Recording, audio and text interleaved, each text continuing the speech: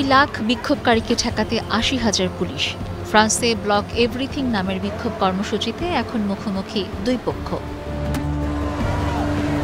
ফরাসি শ্রমিক ইউনিয়নগুলোর ডাকাই প্রতিবাদ কর্মসূচি ক্রমেই সহিংস হয়ে উঠেছে। পেনশন সংস্কার আইন পাশের বিরুদ্ধে নজিরবিহীন সাড়া মিলেছে। রাস্তায় বিক্ষোভ করছেন 2 লাখ মানুষ।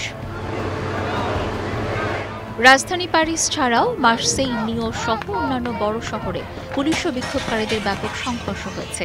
রাস্তা, রেললাইন এবং গুরুত্বপূর্ণ সরকারি ভবন অবরোধ করা হয়েছে। তীব্র এই আন্দোলনে আরও বিপাকে পড়েছে ফরাসি সরকার। গত কয়েক সপ্তাহ ধরে ফ্রান্সে রাজনৈতিক অস্থিরতা চলছে।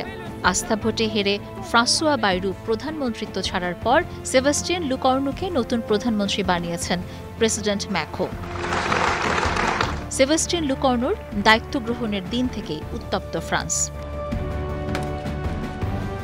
সম্প্রতি যে পেনশন সংস্কার আইন পাশ করেছে সরকার, সেখানে অবসরের বয়স ৬২ থেকে বাড়িয়ে ৬৪ করা হয়েছে। এই সিদ্ধান্ত শ্রমিক, ছাত্র এবং বিরোধী দলগুলোর মধ্যে তীব্র ক্ষোভের সৃষ্টি করে। প্রতিবাদকারীরা মনে করছেন এই আইন শ্রমজীবীদের অধিকার খর্ব করবে, কর্মজীবনের চাপ বাড়িয়ে দেবে। আমি একজন চিকিৎসক হিসেবে বলছি, প্রেসিডেন্ট ম্যাক্রো হাসপাতালগুলিকেও সম্পূর্ণরূপে দেউলিয়া করে দিচ্ছে। অর্থ সাশ্রয়ের জন্য আমাদেরকে অতিরিক্ত পরিশ্রম করতে বলা হচ্ছে, যদিও এটি অসম্ভব। এখন ক্ষোভের কেন্দ্রে প্রেসিডেন্ট ইমানুয়েল ম্যাক্রো নিজেই। বিক্ষোভকারীরা এখন খোদ তারই পদত্যাগ চাচ্ছেন।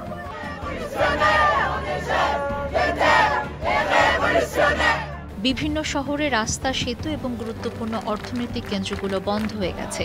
বিক্ষোভকারীরা সড়কে টায়ার জ্বালিয়ে আবর্জনা স্তূপ করে প্রতিবন্ধকতা তৈরি করেছেন। কিছু স্থানে দোকানপাট ও সরকারি ভবনে ভাঙচুর হয়েছে। বিক্ষোভ দমনে প্রশাসনও কঠোর অবস্থান নিয়েছে। টিয়ার গ্যাস, জলকামান এবং রাবার বুলেট ব্যবহার করে বিক্ষোভকারীদের ছত্রভঙ্গ করার চেষ্টা করেছে পুলিশ।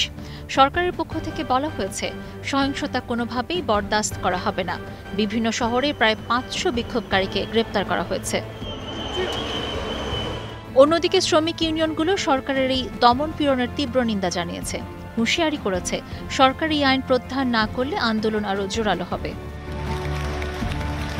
এই আন্দোলন পরিস্থিতিকে আরও অস্থিতিশীল করে তুলেছে, যা নতুন চ্যালেঞ্জ হিসেবে দাঁড়িয়েছে ফ্রান্সের সরকারের জন্য। Sabina Sultana, star news.